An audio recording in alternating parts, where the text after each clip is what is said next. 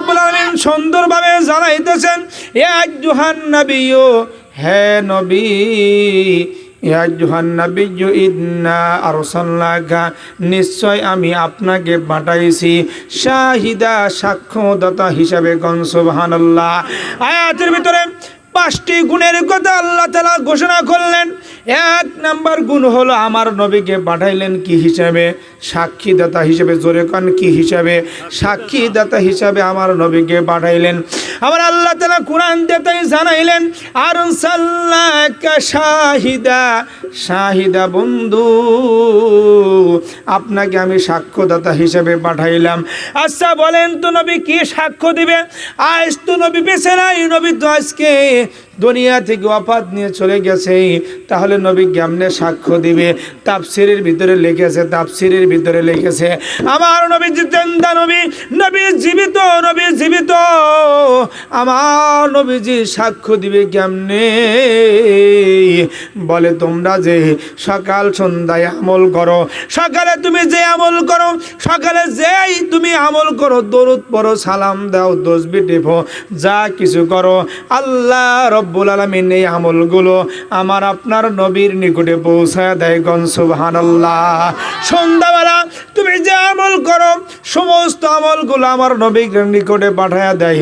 সকাল থেকে সন্ধ্যা, সন্ধ্যা থেকে রাত, সন্ধ্যা থেকে সকাল, যত আমল করা হয় সমস্ত কিছু আমলগুলো আমার নবীর নিকটে পৌঁছায়া দেওয়া হয়। আমার আপনার নবী, দয়ার নবী, মার নবী, রাহমাতুল লিল আলামিন নবীজি কি করবেন? এই উম্মতের কথাগুলো কঠিন কিয়ামতের ময়দানে আমার আপনার নবী সাক্ষ্য দিবে, মালিক আমার উম্মতগুলো সকালে আমল করেছে সন্ধ্যা পর্যন্ত, সন্ধ্যা থেকে কি ফজর পর্যন্ত আমল করেছে। ও মালিক আমি সাক্ষী, আমি নবী সাক্ষী, আমি সাক্ষ্য হলাম আমার উম্মতের জন্য। আমার নবী সাক্ষ্য দিয়া, আমার নবীর সুপারিশ করে করে আমার আপনার নবীর তামাম উম্মতদেরকে জান্নাতে পৌঁছে দিবে। কোন সুবহানাল্লাহ। 1 নাম্বার হলো নবী সাক্ষ্যদাতা। কি দিবে? জোরে বলেন না। সাক্ষ্য দিবে। কি দিবে? সাক্ষ্য দিবে 1 নাম্বার। 2 নাম্বার কি? কাশাহিদা ওয়া মুবাশশিরা, নবীজি সুসংবাদদাতা। নবীজি সুসংবাদ দিচ্ছেন আমার উম্মতেরা রে, তোমরা ভালো পথ ধরো, তোমরা যদি সঠিক পথে চলো, তোমরা যদি আমার কথাগুলো মেনে চলো, আমি যে পথ অনুসরণ করেছি সেই পথে চলো, জেনে রাখো তোমরা এই সুসংবাদ নিয়ে যদি কাজ করো 100% পরকালে তোমাদের জন্য জান্নাত বাজেট হয়ে আছে। কোন সুবহানাল্লাহ। তাহলে নবীজি কি দাতা? সুসংবাদদাতা। কি দাতা? সুসংবাদদাতা। 2 নাম্বার কি? সুসংবাদদাতা। আমার আপনার নবীজি সুসংবাদ দিবে। কি সুসংবাদ? ভালো পথে চলো, আমাকে ভালোবাসো, আমার কথাগুলো মেনে চলো, কোরআন অনুযায়ী চলো, হাদিস অনুযায়ী চলো, পরকালে তোমাদের জন্য সুসংবাদ হলো জান্নাত। ওয়া মুবাশশিরা ওয়া নাযীরা, আমার নবীজি ভীতি প্রদর্শনকারী, ভয় দেখনেওয়ালা।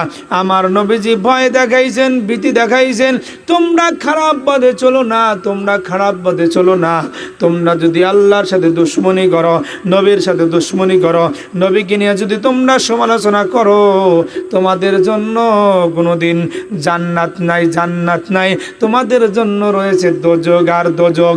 তোমরা ভয় প্রদর্শন করো, ভয় রাখো ভিতরে, আল্লাহকে মেনে চলো, আল্লাহকে এক বলে স্বীকার করো, নবীকে মেনো, নবীর উপরে ঈমান আনো, তাহলে তোমাদের জন্য রয়েছে জান্নাত, না হয় তোমাদের জন্য কিন্তু জাহান্নাম। নবী যেইভাবে 3 নম্বরে ভয় দেখাইছেন, এরপরে কি করেছেন? ওয়াদাইয়ান ইলাল্লাহি বিইذনিহি ওয়া সিরাজাম মুনীরা। আল্লাহু আকবার। 4 নম্বর নবীজি কি দায়ী, নবীজি তামাম মানুষের নিকটে ওই জাহেলিয়াতের যুগের আলোচনা করলাম। আমার আল্লাহ তাআলা বলেছে এমন একটা যুগে আমার নবীকে পাঠাইছি, এমন একটা বর্বরতার যুগে বন্ধুকে পাঠাইছি, যেই যুগে মানুষ মানুষকে হত্যা করত, যেই যুগে মার সাথে জিনা করত, যেই যুগে কন্যা সন্তানদেরকে হত্যা করত, গোড়ার লেজের সাথে কন্যা সন্তানদেরকে বেঁধে গোড়া হাঁকি হাঁকি হত্যা করত, সেই যুগে আমার বন্ধুকে পাঠাইছি। বন্ধুর কাজ কি দায়? বন্ধু তামাম মানুষের নিকটে এতুলু আলাইহিম আয়াতিনা, আমার আয়াত তেলাওয়াত করে করে তাদেরকে খারাপ পথ থেকে ভালো পথের দিকে নিয়ে এসেছে। গণ সুবহানাল্লাহ। আমার নবীজি কেমন দায়ী ছিল? মক্কা নগরী থেকে যখন আমার আপনার নবী ওই তায়েফে গেলেন মানুষদেরকে দাওয়াত করার জন্য, বড় বড় লিডারদেরকে বলে তোমরা ঈমান আনো, কালেমা পড়ো, মুসলমান হও, আল্লাহকে এক বলে স্বীকার করো। সমস্ত ওই তায়েফবাসীরা কি করলো? ছোট্ট ছোট্ট যুবকদেরকে লেলিয়ে দিল, লোকটাকে মারো, লোকটাকে পাথর মারো, এই পাগল লোকটাকে পাথর মারো, সে আমাদের বাপ ধর্মের কুলুষিত করার জন্য এসেছে, লোকটাকে পাথর মারো। এবার আমার আপনার নবীজিকে ওই তায়েফের সমস্ত যুবকেরা লেলিয়ে দিয়ে, যুবকদের দিয়ে পাথর মেরে মেরে নবীকে রক্তাক্ত করেছিল। আমার আপনার নবী শরীর মোবারক থেকে রক্ত ঝরে ঝরে, আহারে শরীর ভিজে গেল, পা মোবারক ভিজে গেল, জমিন ভিজে গেল, নবীজি অজ্ঞান হয়ে জমিনে পড়ে গিয়েছিল, কলিজা ফেটে যায়। এবার হজে গিয়েছিলাম, তাইফে আগমন করেছিলাম, তাইফ সফরে যাওয়ার পরে যেই জায়গায় নবীজি যেই জায়গায় অজ্ঞান হয়ে পড়েছিল, এখনো পর্যন্ত সেই স্মৃতিটা হিসেবে যেই জায়গায় একটা স্মৃতি রেখে দিয়েছে।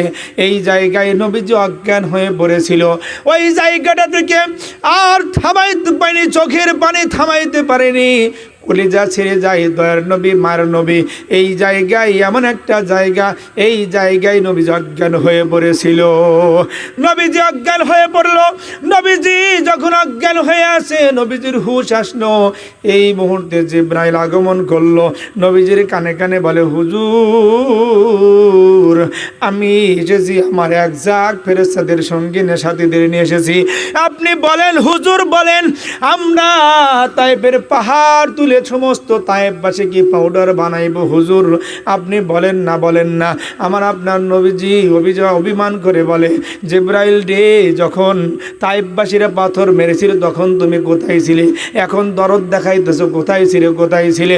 জিবরাইল বলে, হুজুর আপনি কষ্ট নেবেন না, আমরা আসমানে ছিলাম, আমরা চোখের পানি ছেড়ে ছেড়ে কান্দি আর বলি, ও মালিক, যেই নবীকে সৃষ্টি না করলে কোনো কিছুই তো আপনি সৃষ্টি করতেন না।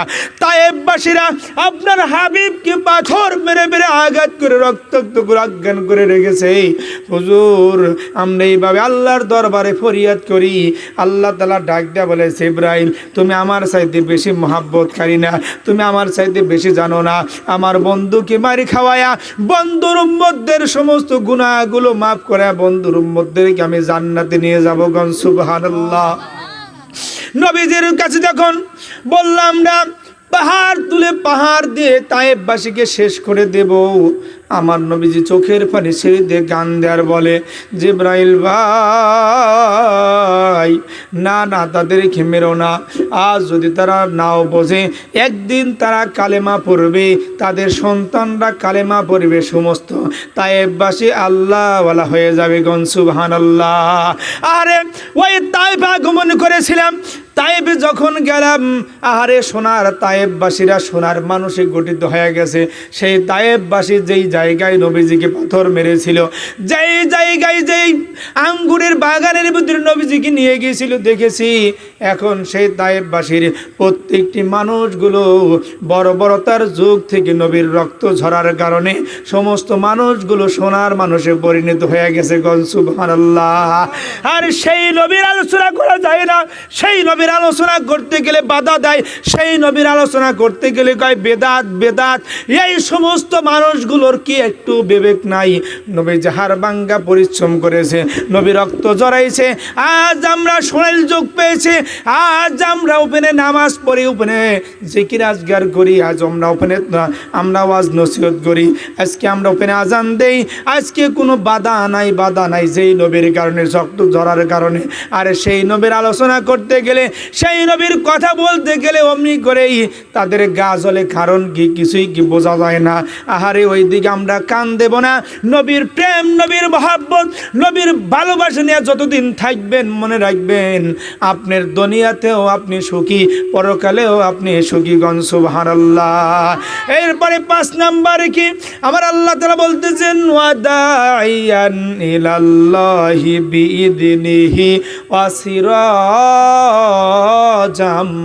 মুনীরা। আল্লাহু আকবার। 5 নাম্বার হলো আমার আল্লাহ তাআলা বলতেছেন সিরাজ শব্দের অর্থ হলো বাতি, মুনির শব্দের অর্থ হলো আলো। আমার হাবিব, আমার বন্ধু হলো এই পৃথিবীর জন্য আলোগণ। সুবহানাল্লাহ। আমার বন্ধুর আগমন পৃথিবীর ভিতরে আনাসি কানাসি অন্ধকার যুগগুলো আমার বন্ধু সিরাজ মুনির, আমার বন্ধুর আগমনের কারণে তামাম পৃথিবী আলোকিত হয়ে গেছে, তামাম পৃথিবী অন্ধকার থেকে আলোর পথ দেখেছে। আমার বন্ধুর আগমনের কারণে আজ আমরা আলোর পথ দেখেছি, আজ আমরা কবরের পাশে জিকির আজগারের ব্যবস্থা করেছি, আজ আমরা ওখানে জিকির করতে পারতেছি, আজ আমরা আল্লাহর নাম, আল্লাহর ধ্বনি, রাসূলের উপর দরুদ সালাম ওপেনে পড়তে পারতেছি। গান ঠিক কিনা? আমার আল্লাহ তাআলা কোরআন দিয়ে তাই জানাইলেন সিরাজাম মুনীরা, আমার বন্ধু হলো পৃথিবীর জন্য আলোগণ।